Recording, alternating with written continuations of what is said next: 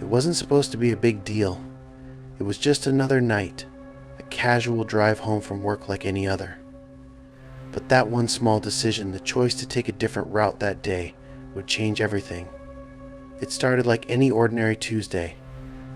I was exhausted after a long shift, my mind heavy with the demands of my job. My usual route home was a simple drive through the city, down familiar streets I had traveled 100 times. But that evening, for reasons I still don't fully understand, I decided to change it up. Maybe it was the stress weighing on me, or perhaps I was just craving something different. Whatever it was, I took a left turn instead of my usual right. That was the first mistake. I didn't think much of it at the time, just a small deviation. The new route was quieter, more suburban, less traffic. It felt like a welcome change. The road wound through darkened residential areas, lit only by the occasional street lamp flickering overhead. I drove along, the hum of my car's engine the only sound breaking the silence of the night. Everything was calm until I hit a strange intersection, one I had never passed before. There was something unsettling about it, how the lights from the lampposts seemed dimmer than they should have been, how the air felt colder, despite it being a mild evening, but I shrugged it off. It was just a different part of the city, nothing to be concerned about. I pressed on, not noticing the figure standing at the corner of the intersection, just outside the reach of the streetlight. At first I didn't even register what I saw. It was a man, but he was dressed strangely. He was hunched over, his clothes tattered and stained. His face was obscured by a hood, and though the streetlights cast weak shadows, his presence felt like an unnatural weight. I sped past without a second glance, convinced it was just someone waiting for a bus or heading home from work. But as I made my way down the road, I couldn't shake the feeling that I was being watched. I tried to focus on the road ahead, but my mind kept drifting back to that figure at the corner. What had he been doing there, standing all alone in the dark? I glanced in my rearview mirror to see if he was still there. Nothing. Just empty road behind me. I let out a breath I didn't know I'd been holding, but even as I did, something didn't sit right. That feeling of unease lingered, like the shadow of a nightmare waiting to unfold. I glanced at the GPS on my phone to reassure myself that I was still heading in the right direction. But then, the screen froze. The GPS. That's when I made my second mistake. In hindsight, I should have pulled over right then and there, tried to reset the GPS, or better yet, turned around and gone back the way I came. But instead, I kept driving, thinking that maybe it was just a glitch. I tried to shake off the growing sense of dread. The city was getting quieter, the buildings more spaced out. I was entering a stretch of road that felt more like an abandoned industrial area, no lights, no signs of life. And that's when I saw it, the red lights flashing in the distance. Not like a car's brake lights, but the harsh, irregular glow of something off to the side. It was too far for me to make out clearly at first, but as I got closer, my stomach dropped. There, on the side of the road, was a figure. A woman, standing completely still, her back to the road. She was dressed in white, a long dress, like something from another time.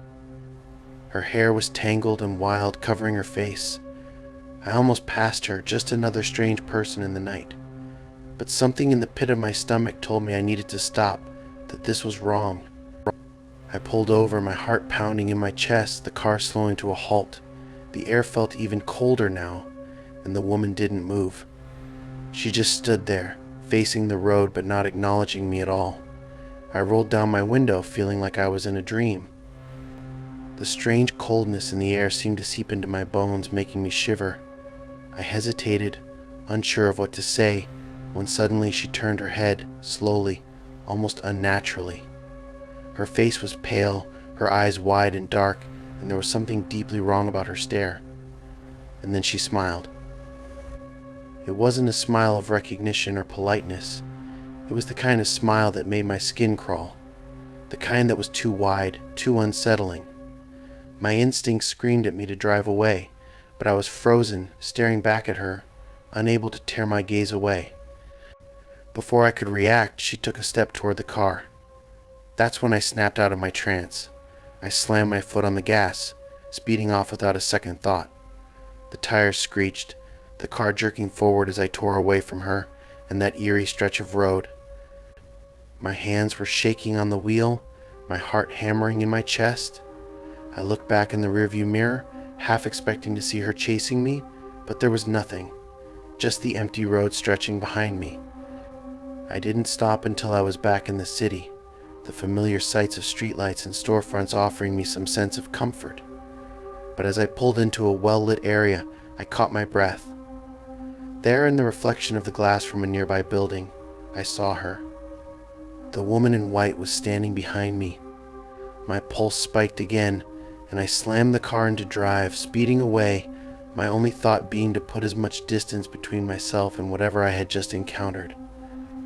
I haven't been able to explain it, why I ended up on that route, why I stopped, why I didn't listen to that voice in my head telling me to turn around. But in the end, that wrong turn saved my life. When I finally got home, I locked every door and window, my hands still trembling. I couldn't shake the image of her face from my mind. But the strangest thing was that, despite everything that happened, I couldn't recall the exact intersection where I'd turned. That small decision, that one wrong turn, had almost cost me everything. But for some reason I still can't stop thinking about what might have happened if I'd stayed just a few minutes longer. I never did see that woman again. But I can't shake the feeling that I've been followed. I still hear her in the silence sometimes.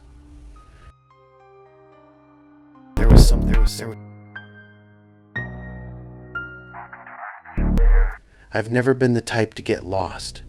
I pride myself on my ability to find my way, to stick to the main roads, and to follow my instincts. But that evening, when I made that single wrong turn, everything changed.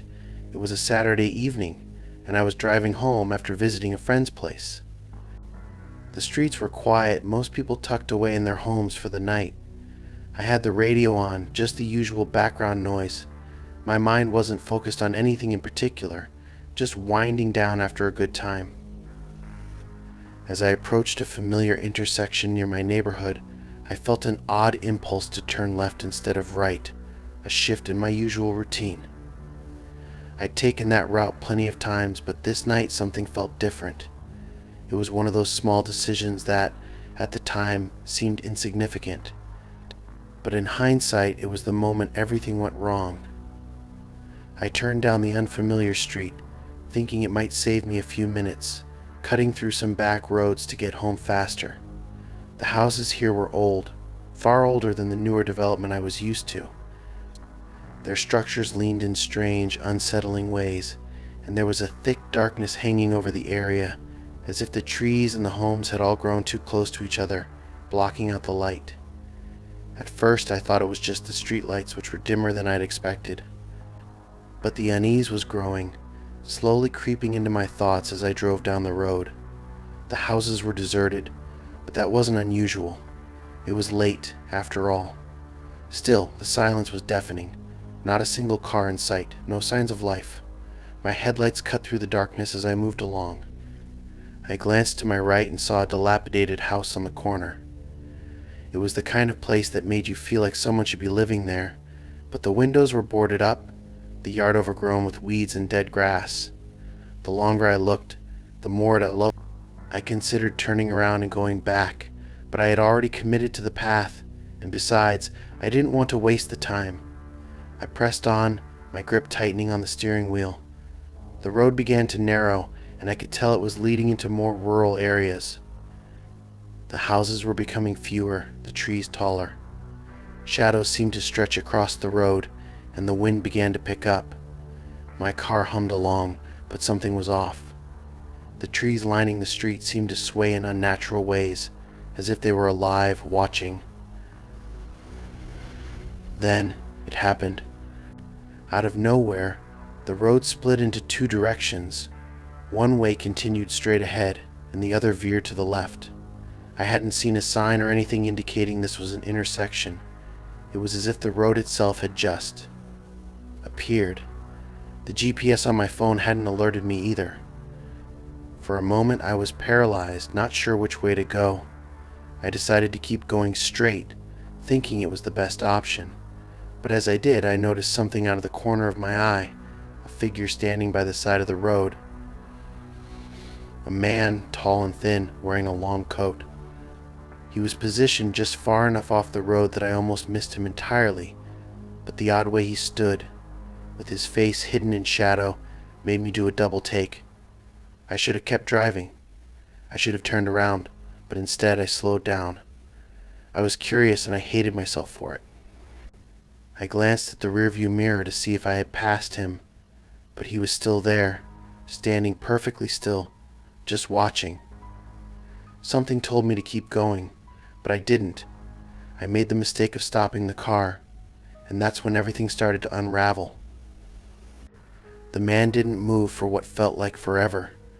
Then, slowly, he turned his head toward the car. I couldn't see his face, only the shape of his head and the glint of something metallic in his hand, but I couldn't bring myself to look closer. I backed up instinctively, heart racing. But when I looked back at the road ahead, there was something else, something worse. From the trees on the left, I saw a flicker of movement. Shadows started to gather, figures emerging from the dark. First one, then another, then a few more, all standing along the road, blocking my path. I couldn't make out their faces, but I could see their forms, their shadows stretching unnaturally tall. I had to get out of there. I was paralyzed with fear, unable to move at first. Then my instincts kicked in. I slammed my foot on the gas, and my tires screeched as I sped past the strange man and those figures in the trees. The air felt thick, almost suffocating, as I sped away from the place that had felt so wrong. I didn't dare look back. For what seemed like an eternity, I drove as fast as I could, my headlights slicing through the dark, the road stretching on in front of me. It wasn't until I hit a stretch of familiar streets that I allowed myself to breathe again. My heart was still pounding in my chest, and my hands were shaking as I gripped the steering wheel.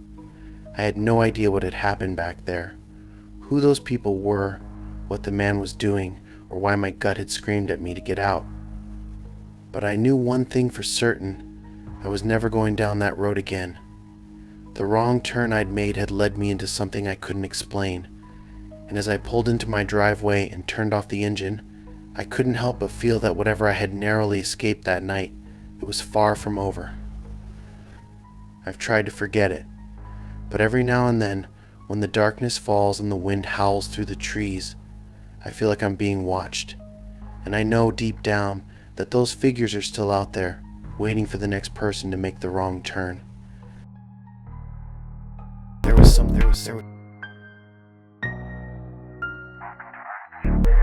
It was supposed to be an uneventful drive. I was on my way home from a late-night grocery run, the streets nearly empty as the city settled into its usual quiet. The kind of night where the only sound is the hum of tires against asphalt and the soft clicks of the turn signal. But one decision, one minor diversion, set everything into motion. I had been driving the same route for years, but tonight I found myself taking an unfamiliar street. It was a street I'd passed 100 times, but somehow, this time it felt like it was calling to me. I didn't think much of it at first. I was just trying to avoid a detour from a construction zone, and that left turn, that seemingly innocent turn, led me down a narrow street I'd never been down before. The moment I made the turn, the atmosphere changed. It wasn't the usual suburban calm I was used to, but an eerie silence that seemed to envelop the road. The houses here were spaced out more than the ones I was used to. They were older, some of them run down, with overgrown yards and cracked windows. A few of the houses had lights on, but none of them seemed to be inhabited. It felt like I had stumbled into a forgotten part of the town, one that time had left behind. My headlights flickered, and I could feel the hairs on the back of my neck stand up. Something wasn't right. I checked my GPS. It was still telling me to keep going straight, but the road ahead was narrowing, curving into an area that felt more like a dead end than a shortcut. I debated turning around, but it was too late. I'd already gone too far. There was no turning back without making a fuss, and the further I drove, the more I realized this part of town was unfamiliar. I passed a house that looked out of place. It was a sprawling Victorian-style structure, much larger than the others, with tall windows that seemed to watch me as I passed. I didn't stop to look. There was something off about it. My stomach twisted as I moved along. I kept driving, but the road didn't seem to lead anywhere. It wasn't the normal grid of streets I was used to. This was like an old forgotten neighborhood that nobody visited anymore. The street lights here flickered, casting erratic shadows along the sidewalk. And then I saw it, a figure in the distance, standing perfectly still by the side of the road. I couldn't make out any details at first, just a silhouette, but something about it sent a chill down my spine. I didn't want to stop, but I couldn't help it. I slowed my car to a crawl as I passed, my eyes fixed on the figure. It was a man, tall and thin, wearing a dark coat. His face was obscured in shadow, but I could see that he wasn't looking at me directly. He was staring into the dark, as if he were waiting for something or someone. I thought maybe he was just another lost soul wandering the empty streets, but there was something unsettling about the way he stood, so still. It felt like he was waiting for me. I couldn't look away. As I drove further down the road, my gut tightened. The air felt heavier, thick with tension. I glanced in my rearview mirror to see if the figure was still there, and for a second I swore I saw movement. The man was gone. It was as though he had vanished into thin air. My foot pressed harder on the gas pedal. I wasn't comfortable here. Something was wrong. I turned onto another street, hoping to get out of that strange area, but as I looked up, I saw something that made my blood run cold. The same man. He was now standing at the corner ahead of me, just beyond the glow of the streetlight, his face still hidden in the dark. I didn't know how he had gotten there so fast, but there he was, blocking the road. I could feel my heart pounding in my chest. I didn't stop. I couldn't stop. There was no way I was going to risk getting too close to him. I slammed on the brakes, swerving to avoid him, and sped past without even taking another glance. My mind was racing. Who was this man, and why was he following me? I kept going, but the road seemed endless. The familiar signs of the city, the usual landmarks I'd passed 100 times before, were nowhere to be seen. I checked the GPS again, and this time the screen showed nothing. No roads, no streets, just a blank map. Panic set in. I was stuck. I turned onto another street, hoping to find my way out, but the moment I did, I saw him again. The man was standing at the end of the road, blocking my path as though he knew exactly where I was going to turn. I could feel the sweat beading on my forehead. I had no idea where I was anymore. The roads seemed to loop back on themselves, and with every turn, I was met with the same man, standing still, waiting for me. I turned my car around, driving in circles, hoping to find an exit. But no matter where I went, there he was, each time closer than before. I don't know how long it went on. Minutes? Hours? Time seemed to stretch in this weird maze of streets. But then, just as I was about to lose all hope, I saw a sign for the main road. It was barely visible, but it was there like a beacon in the distance. I didn't hesitate. I floored the accelerator and drove as fast as I could toward the sign. When I finally hit the main road, I glanced in my rearview mirror once more.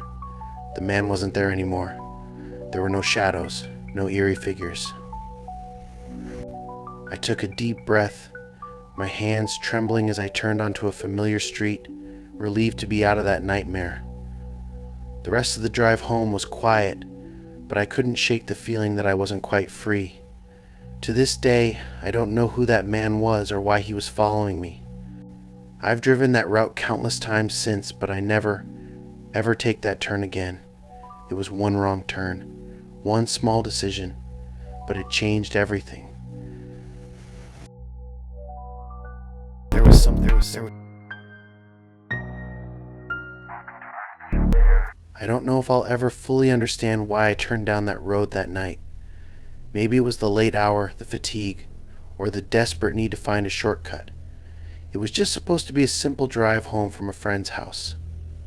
What should have been a peaceful, uneventful journey turned into something I can't explain. It all started when I realized I had missed my usual turn. I was heading down a stretch of road I knew well, but I got distracted by my phone, just a quick glance to check a text. When I looked back up, I saw my exit approaching too quickly. I swerved left, realizing too late that I'd crossed into a narrow, unlit street I had never seen before. At first, I thought it was just a side road that ran parallel to the one I usually take, but as the pavement narrowed and the surroundings grew more secluded, I began to regret my decision. The houses along this street were older, run down, and spaced far apart. There was no street light for a while, just the occasional flicker of my headlights illuminating overgrown lawns and trees that seemed to reach out like claws. I slowed down, thinking I might turn around, but the road ahead didn't offer an easy place to do so. I figured I'd just keep going. It had to loop around somewhere, but the further I drove, the more unsettling it became. My senses were on high alert. The silence was deafening, except for the hum of my engine and the rustling of leaves stirred by the breeze. There was no other traffic, no pedestrians, no sign of life. I pressed my foot harder on the gas pedal, trying to calm the growing unease that gripped my chest. The road twisted into a sharper curve, and I could feel the tightness in my throat. There was a sudden shift in the air, an inexplicable chill that had nothing to do with the weather. The hairs on my neck stood up, and I glanced nervously at the rearview mirror. I couldn't see anything, but the feeling lingered. It was then that I noticed it.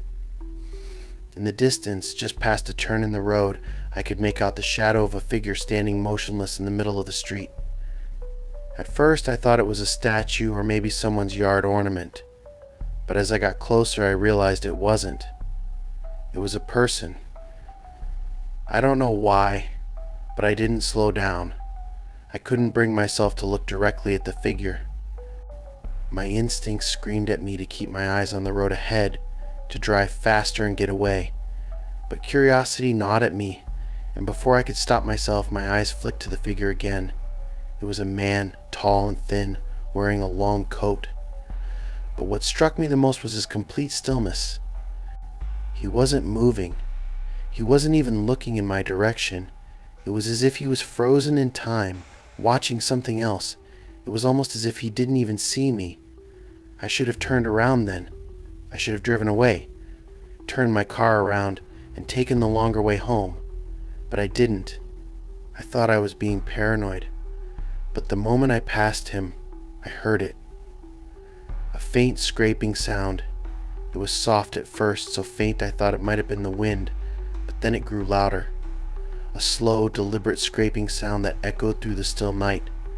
I didn't dare look back. I could feel the adrenaline flooding my system. Something wasn't right, but I pressed on, telling myself it was nothing, that I was just being foolish. But the scraping sound kept following me. Each time I glanced in the rearview mirror, the road behind me seemed to stretch on forever. The man wasn't there, but that sound, slow, rhythmic, was. I could hear it. I could feel it crawling up my spine. I didn't know what to do. Every instinct told me to keep driving, to get out of there as fast as possible, but the road was narrowing. I was running out of space. There was nowhere to turn around. I was trapped. The scraping was louder now, much louder, and with every second, it felt like the air was thickening. The car seemed to be moving slower, and I could feel the weight of something pressing against my chest. I didn't want to look back. I was afraid of what I might see. I turned another corner, but the road didn't end. It just kept going, a never-ending stretch of darkness ahead of me.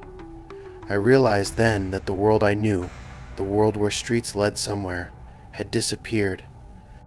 I had crossed into something else, some other place, and there was no way out. My pulse pounded in my ears as I finally slammed the brakes. I didn't know why I stopped. Maybe I was hoping that if I stayed still, whatever was chasing me would pass by. But the moment I stopped, the car's lights flickered. I looked out my window, my heart in my throat. The figure was there again, only now he was much closer. He was standing just beyond the reach of my headlights, staring at me. I couldn't see his face, but I could feel his gaze burning through me. I knew, with a sickening certainty, that if I stayed any longer I wouldn't be able to leave. Something was wrong. This wasn't a road anymore. It was a trap. I floored the accelerator, pushing the car forward with all the force I could muster. The engine roared as I sped away, not daring to look back, my mind fixated on the road ahead. I drove and I drove until the world around me seemed to shift again. The trees thinned, the houses started to look more familiar, and soon I found myself back on the main road, my hands gripping the steering wheel so tightly my knuckles were white. I didn't stop until I was home, locked in my house, the lights on, and every door double-checked. My hands were still shaking, my mind racing, trying to make sense of what happened. But no matter how much I tried, I couldn't explain it. That night, I took a wrong turn, and I don't think I'll ever understand just how close I came to something I wasn't meant to see.